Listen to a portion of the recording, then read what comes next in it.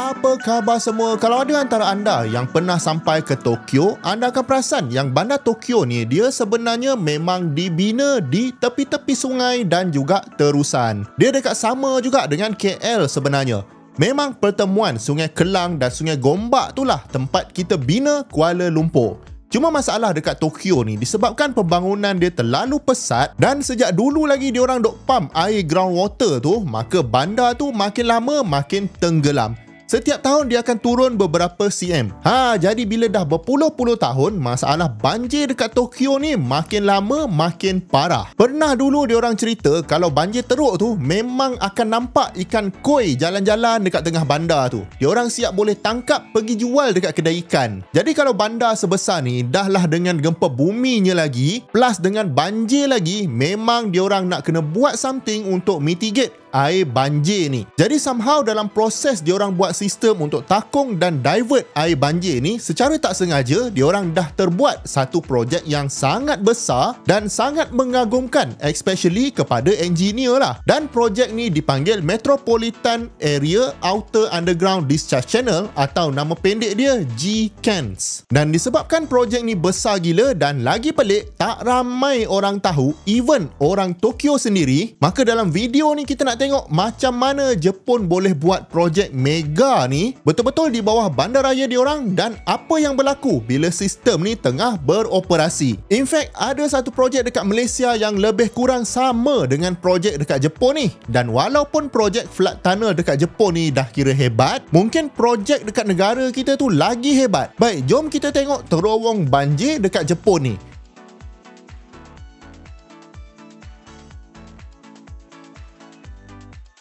Jadi kalau dulu sebenarnya orang Tokyo ni memang dah biasa dengan banjir ni. Diorang dah expect setiap tahun mesti ada beberapa kali banjir. Tapi kalau bandar macam ni, setiap kali banjir nak kena rebuild balik, maka lambatlah bandar tu nak membangun.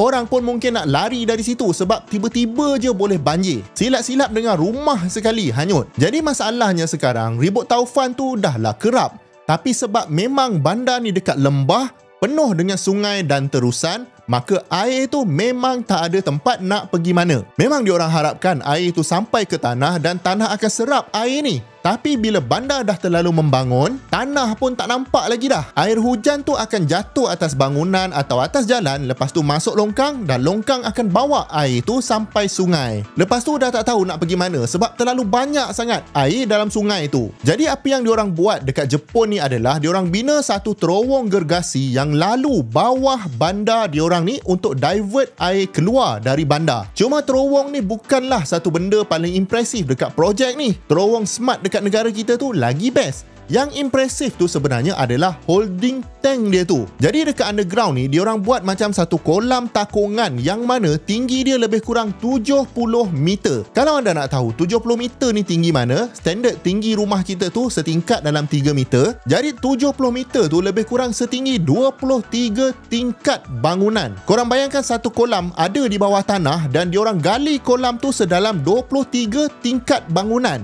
Memang impresif. Dan kolam ni kena duduk dekat bawah tu. Dia tak boleh buat kolam dekat atas sebab air sungai mesti mengalir ke bawah sebab graviti. Kalau duduk dekat atas darat, maka tak penuh-penuh lah kolam tu. Jadi dengan kolam takungan sedalam ni, dia akan bertindak sebagai overflow tank.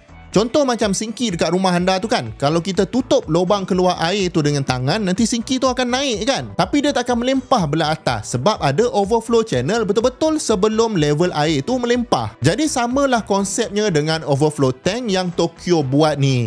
Maknanya bila air sungai tu naik tinggi sebab hujan ribut contohnya, sungai tu tak akan melempah sebab sebelum dia melempah keluar dari sungai, air ni akan overflow masuk ke dalam underground tank ni. Tapi of course, sebesar mana pun tangki ni, lama-lama dia akan penuh juga kan. Ni yang lagi menarik ni. Level air dalam tangki ni sebenarnya diorang boleh kontrol dengan cara pump air ni pergi ke sungai yang lain. Dan nak pump air sebanyak ni bukanlah boleh guna pump yang biasa-biasa. Itu yang saya cakap lagi menarik tu. Pump yang diorang gunakan ni sebenarnya adalah enjin kapal terbang yang diorang modify untuk jadi pump. Memang guna turbine engine terus. Barulah cukup power untuk transfer air sebanyak ni pergi ke tempat lain. Pump dia ni kalau anda nak tahu boleh pump 200 tan air setiap saat. Maknanya pump ni boleh penuhkan satu Olympic size swimming pool tu dalam masa 12 saat je. Saya pun tak boleh imagine kuat mana pump dia tu. Dan tangki ni ada 4 biji pump gergasi ni. Dan setakat ni secara average setiap tahun diorang akan guna sistem flood tunnel ni dalam 7 kali. Maknanya lebih kurang 2 bulan sekali. Bagi saya lah cukup berbaloi diorang buat tunnel ni walaupun kos dia menelan lebih kurang 2.6 bilion USD. Gila mahal tu, lebih dari 10 bilion ringgit kot. Lagi mahal dari nak buat Petronas Twin Tower tu. Memang flood tunnel ni satu projek yang mega lah. Cuma kita tak nampak sebab dia duduk underground. Masa yang diorang ambil untuk buat flood tunnel ni pula adalah selama 13 tahun. Construction start tahun 92 dan siap pada tahun 2006. Yang pelik tu kita tak dengar apa-apa pun pasal projek ni. Kalau buat menara mesti ramai orang perasan. Tapi sebab benda ni underground, even sampai hari ni ada orang tak tahu. Orang Tokyo sendiri pun tak tahu. Tapi yang penting sekarang, pendengar Hasbullah Syarah semua dah tahu. Jadi kalau anda belum subscribe, saya jemput anda untuk tekan butang subscribe sebab banyak lagi projek-projek best saya nak cerita dekat anda ni. Tapi sebenarnya kan, walaupun dia canggih, function dia sebenarnya sangat simple. Yang menjadikan kita kagum dengan dia adalah sebab skala dia yang terlalu besar. Kalau dari segi function, saya rasa smart tunnel dekat negara kita lagi canggih sebenarnya. Sebab apa? Sebab smart tunnel tu sebahagian dari laluan air tu kita ambil dan guna untuk meredakan sikit trafik dekat KL. Jadi terowong smart ni memang kena besar gila dan memang mesin boring tu waktu kita gali tu antara mesin yang terbesar di dunia. Cuma kita tak adalah holding tank yang macam dekat Tokyo tu. Jadi tak adalah kita nak jadikan smart tunnel ni macam tarikan pelancong. Tapi dari segi kompleksiti boleh kata smart tunnel yang lagi mencabar sebenarnya. Tak nak kalah kan? Tapi dari segi skala betapa besarnya holding tank dekat Tokyo ni memang kita tak boleh lawan. Sampai ada orang cakap yang Tokyo flood tank ni macam 8th wonder of the world lah.